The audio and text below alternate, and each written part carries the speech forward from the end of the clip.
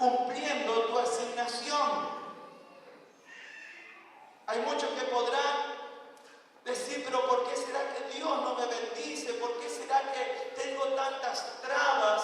¿Por qué será que no me salen bien las cosas como quisiera? Quizás te pregunte, pero también tienes que preguntarte, ¿te estás congregando como tienes que congregarte? ¿Estás ofrendando como tienes que ofrendar, como te enseña la palabra? ¿Estás orando por los ministros como tienes que orar? ¿Estás dando testimonio como tienes que testificar? Porque cumpliendo nuestra asignación es cuando tendremos la provisión. Amén. Entonces es bueno entender la función de la iglesia. Nosotros debemos funcionar como iglesia. Y allí vendrá la bendición de Dios. Amén, hermanos.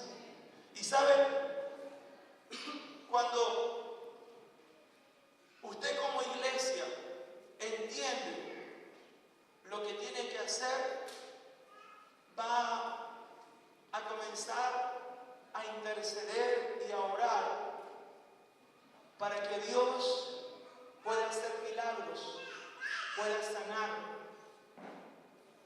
¿Cuánto oran acá por milagros? ¿Saben? Hay mucha gente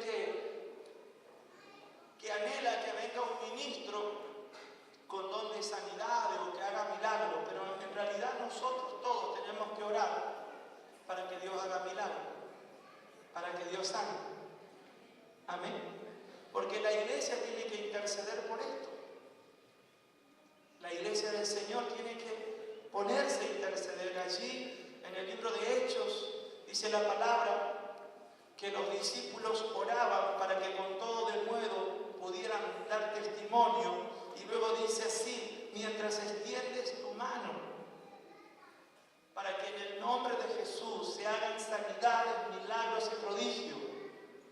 ¿Cuántos de la iglesia están orando por esto? Porque esa es tu asignación, esa es tu responsabilidad, o mejor dicho, es nuestra responsabilidad. Tú puedes orar, hermanos.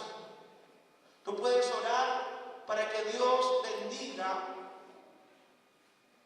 la mano del pastor, la mano de los ministros, la mano de toda persona que el pastor delegue para que ore por la gente, para que Dios haga milagro. ¿Cuántos lo están haciendo? Cuando usted ve que el pastor delega a alguien para que ore, usted ya debe estar orando, usar la mano de esa persona para que haya sanidad, para que haya milagro, para que haya liberación. Esa es la responsabilidad de la iglesia.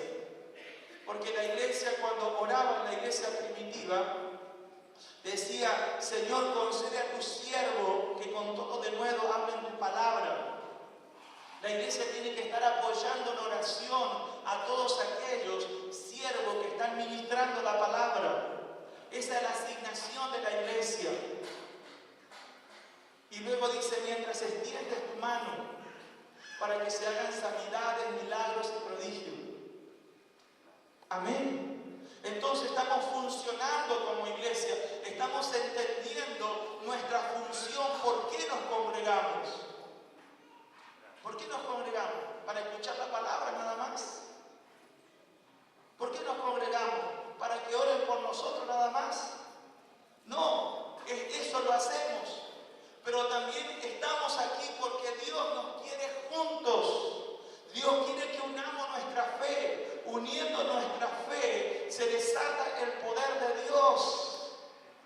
Cuando tú unes tu fe con tus hermanos, ahí se aumenta el poder. Dice el salmista, tú acrecentarás tu poder, o tú acrecentarás nuestro poder. Cuando la iglesia entiende por qué se tiene que reunir, porque hay personas que dicen, bueno, cuando necesito voy a congregarme. No está entendiendo la asignación, porque no es cuando necesito. Yo me tengo que congregar porque Dios quiere usar mi vida en la iglesia. Dios quiere usar mi fe en la iglesia. Dios quiere que me una en la iglesia.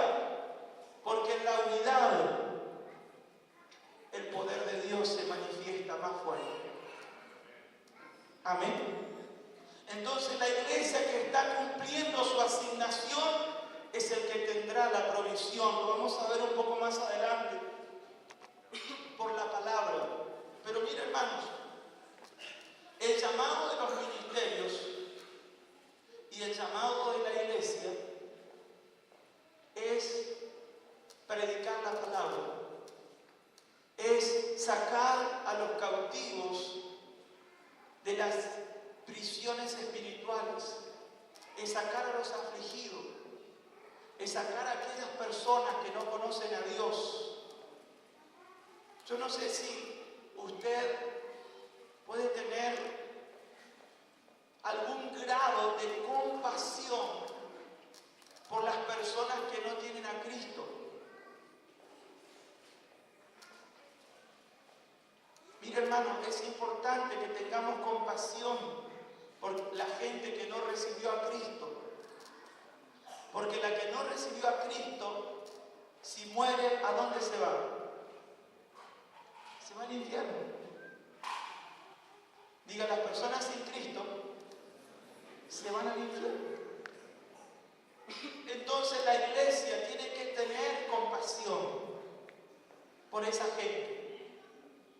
Nosotros como iglesia debemos compadecernos y debemos hacer lo que es nuestra responsabilidad para que mucha gente se convierta, mucha gente crea. Debemos orar para que cada vez podamos predicar con más convicción, con más poder, con más respaldo de señales, para que mucha gente que le cuesta creer a la palabra crea por las señales, pero de alguna u otra manera se puedan salvar. Amén. El llamado de la iglesia y de los ministerios es similar al llamado de Moisés. Cuando Dios lo llama a Moisés, le dice: bien he visto la aflicción de mi pueblo que está en Egipto, he conocido sus angustias y he descendido para librarlo y sacarlo de esa situación y llevarlo a una tierra buena, a una tierra donde van a ser bendecidos, donde van a estar bien. Y allí Moisés comenzó a plantearle su condición. Primeramente le dijo: Señor, pero tú sabes que yo no soy bueno para hablar, soy tartamudo. Entonces el Señor le soluciona el problema de la tartamudez y le dice: ahí tenés a tu hermano Aarón, que sabe hablar bien, él va a hablar por ti, tú le vas a hablar a él y él va a hablar al pueblo. Luego comienza a traerle otra excusa y le dice: Señor, pero si yo voy y le digo, no me van a creer, ¿qué le digo?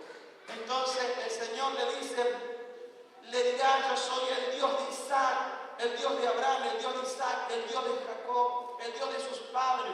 Yo soy el gran, yo soy. Así vas a decir a los hijos de Israel. Y luego este hombre se sigue excusando, le dice: pero Señor, manda al que debes enviar, porque yo ya estoy viejo. Y sabe, hermano, que allí Dios se enoja, porque allí se le terminaron las excusas a Moisés. Realmente en el fondo él ya no quería predicar, él ya no quería servir a Dios. Entonces Dios se enoja con Moisés, porque Moisés le decía: pero no me van a creer. Entonces le dice: bueno, ¿qué tenés en tu mano? Tengo una vara. Dice: tírala. Y se convirtió en víbora.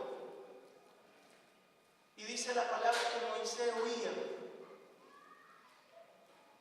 Como muchos hoy tienen miedo de los demonios y huyen. Pero el Señor le dijo: tienes que enfrentar eso y tienes que tomarlo por la cola. Y dice la palabra que Moisés hizo como Dios le dijo, y su vara, esa víbora se convirtió en vara. Y eso nos habla, hermano, de autoridad sobre las fuerzas